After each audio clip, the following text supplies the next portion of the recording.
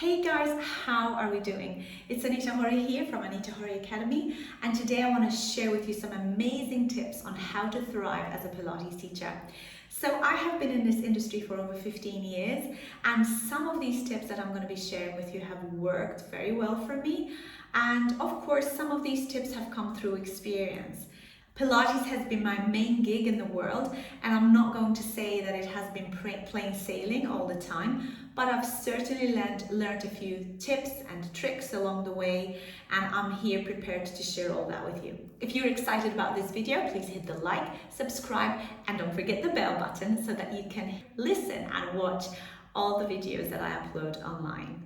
So I want to share with you some experiences that I've overcome on this journey, so you don't have to go through the same pitfalls, and then you'll be able to enjoy teaching others, helping others, and helping yourself at the same time. Today, I'd like to talk most about why so many Pilates teachers are broke, why so many Pilates teachers are not making enough money to pull things through.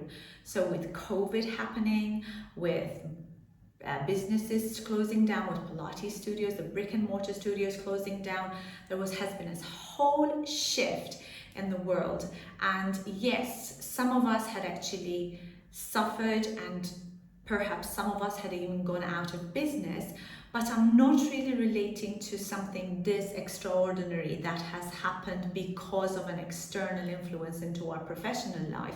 I really want to delve into other influences, other things that perhaps we're doing or we're not doing to enable us to gain the life we want and to gain the income that we want. So the big thing is that when you're first starting off as a Pilates teacher, you don't have the confidence and the belief that you can charge enough money. So I know that many Pilates teachers start off by starting off at a very low price, so that one, they think they could undercut their competitors. The second thing is that they think that they're not able to charge the same amount, or perhaps a decent amount, because they don't have the same amount of experience. So what's happening is that because they're not charging enough, they're having to work extra hours to be able to make the amount of money they need to be able to survive, to be able to sustain their families. So I guess you're going to have clients that are going to ask you how much your fee is per session, so how much they're going to have to pay per class. And if you are calculating your fees per class, per hour, so you're giving yourself an hourly rate, then what you're doing is you are limiting the amount of income that you're earning.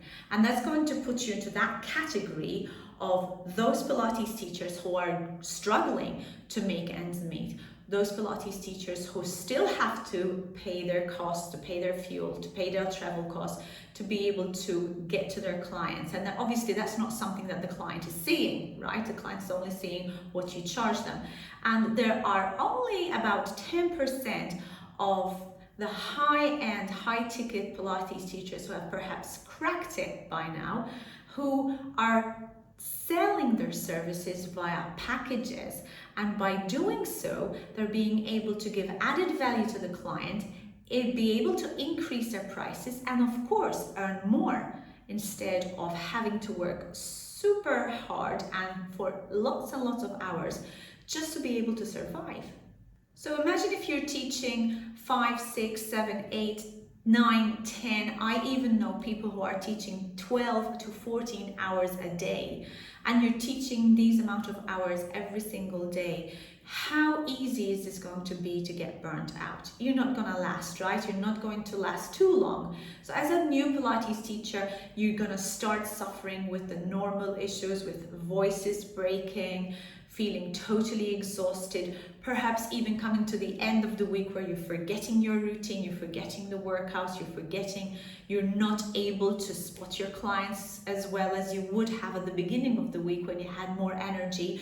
And all this is going to affect you as a Pilates teacher, and the clients are going to notice this. So it's super important to look after yourself and not fall sick as a Pilates teacher. You don't deserve this. Your clients are going to notice this, and you're not giving your clients any better service just by working extra hours because you just want to fit them in. You know, so quite frankly, increasing the amount of hours in your schedule, fitting people in, isn't going to help you, and it's going to absorb you from your creativity. Now, nowadays, I don't teach any more than perhaps 3 hours a day, and I don't even do this for the full week. Why? Because I feel a lot more creative and I give 1000% to those people that I teach. The other thing is choosing of what types of Pilates sessions you give. Now, whether you are an independent contractor or you have your own Pilates studio, then you know that you have options available to you. If you're an independent contractor or own the studio, you know that you can either decide to give group classes or you can decide to give private classes. You also need to consider your travel times between clients. If you have your own fixed brick and mortar studio, then that's not an issue because you're constantly in that space. But then you need to figure out your scheduling. So these Pilates teachers who have to cross the city and do 5, 6, 7, 8 Pilates classes in a day, and they have to do them in different locations, wasting time, wasting money, wasting energy, traveling time, and also considering that you are not just taking into account the amount of hours that you're teaching, but you're having to add on these travel hours, exhausting yourself to get to the class, and again, losing your creativity, getting yourself burnt out isn't helping you. So considering adding more group classes where you know you perhaps, if you add more people to your group sessions, you're going to be able to earn more income in a particular session, or charging a decent amount of value, a really high value for your private sessions. And don't be afraid to charge a high value for private sessions, because the client is getting 1000% of your time. They're there absorbing as much as they can out of you, and of course you are giving that service. So don't be afraid to raise your prices for privates, and don't be afraid to reschedule your schedule so that you have the sessions in one location. So have a real good look at your schedule. Now, I never had the problem of traveling from one studio to another, because I always intended from the day I started, whether I was employed by somebody else or whether I had my own brick and mortar studio, I always wanted to make sure that I worked from a fixed location. And working from a fixed location has its own advantages of making sure that you accumulate all the classes in that one location, adding more group classes into your schedule so that you know you can have more income per class, and increasing the value of your privates is really going to help you increase that worth, increase your own worth. Now, the other thing I want to talk about is your pricing. So, as I mentioned earlier in this video, there's this whole idea of charging people by the hour. So 1 hour, one group session is going to cost you X amount, and then one private session is going to cost you another amount, or pay for a bundle of 10 sessions, 5 sessions, whatever. Well, like that, you're really selling yourself by the hour. Now, whereas instead of saying, right, you're going to be coming once a week, and you're going to be doing a private with me, or you're going to be coming once a week and you're doing group sessions, but you're paying for a package of sessions in a month, or perhaps you're going to do a couple of privates and some group sessions and give them another pricing package for having group sessions and private sessions at the same time.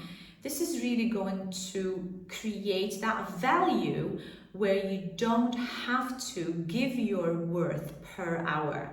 No, this is going to be the cost per month for you as a client. This is your cost per month, and you are charging a monthly package whereby the client has a consistent spend with whether it's for you or for the studio, and then you know where you're at, you know that you've got a consistent income coming from the client. Now, the other thing to consider is that the client might perhaps want to cancel their session, or maybe they want to postpone their session. Well, this has to be coming from a very robust terms and conditions and a cancellation policy. You need to have this set in place before you even start with the client so that they know where they're at. So just to quickly go through this, you need to consider advising your clients that this is going to be like a long-term investment in their wellness and in their health.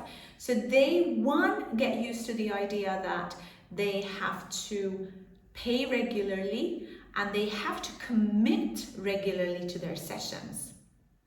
And if you have the cancellation policy, then that cancellation policy is going to tie them down to be able to commit to your sessions. What this is also going to do is filter through those people who don't really want to be doing Pilates. Now, the other thing that you need to consider is taking out loans. Taking out loans to purchase equipment, or perhaps taking out loans to even get yourself started as a business. So when you are already coming into debt, so you're already in debt before you even start your business, that's a really serious position to be in. You have no guarantee of who's going to be coming to your classes. You have no guarantee of whether they're going to continue taking sessions with you. So the most important advice and tip that I would give you here is to start really low. So I've actually created a video way back, if you want to watch it over here. This video talks about how I started a business with less than $500, 500 euros. And really what I'm trying to convey here is that the least amount of expenses that you have, even when you start or even when you're going through, when you're expanding the business, then that's obviously the most profitable situation that you're going to have. And one little tip that I can give you here is this: whatever you're earning in the month, don't make that your total earnings. What am I trying to say? Don't expect to be able to spend it all. So one little tip is, you're earning, for example, $1,000 a month. Try to make sure that you're saving or putting away at least approximately 40% of it. If you manage to even save 50% of your earnings, you are doing amazing. Why? Purely because this is going to help scale your business in the future. This is going to help you perhaps buy more equipment, or expand into going to bigger premises, or whatever, give you a nice lifestyle. But at least you are there just taking into consideration, I'm not earning this amount of money per month, I'm actually earning less. And that's going to help you get out of the red zone and get out of the broke zone, and it's going to help you start sustaining yourself and of course create a more profitable lifestyle. And then the final thing you really need to consider is starting to plan.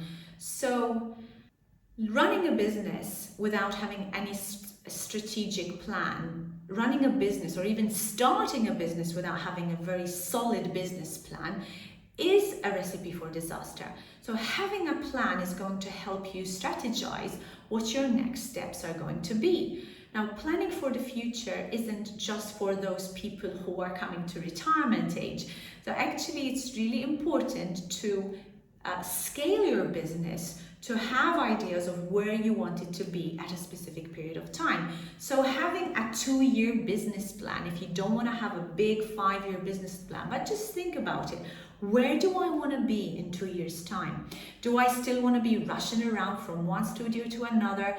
Do I still want to be in this particular location? Do I still want to be teaching private sessions, doing group sessions? Do I want to mix Pilates with perhaps doing something else? Do I want to study something else? Do I want to take another certification? Where do I want to be in 2 years' time? And make sure you plan for it. So by even taking this money and putting it aside every month, you can help make your dreams come true, make your plans come true, because at the end of the day, you've started to plan, and bit by bit, month by month, you're taking your steps, as small as they are, towards you reaching your goals. So these little tips that I've shared with you today are going to help you get out of that red zone, get out of this danger zone, and help you strategize a way to be able to increase your profitability, increase your cash flow, and also give you that lifestyle that you truly deserve, and I'm sure that you had been waiting for a very long time. I hope you found this video useful. If you like it, please hit the like, subscribe, and don't forget the bell. And I'd like to see you in the next video. Take care. Goodbye.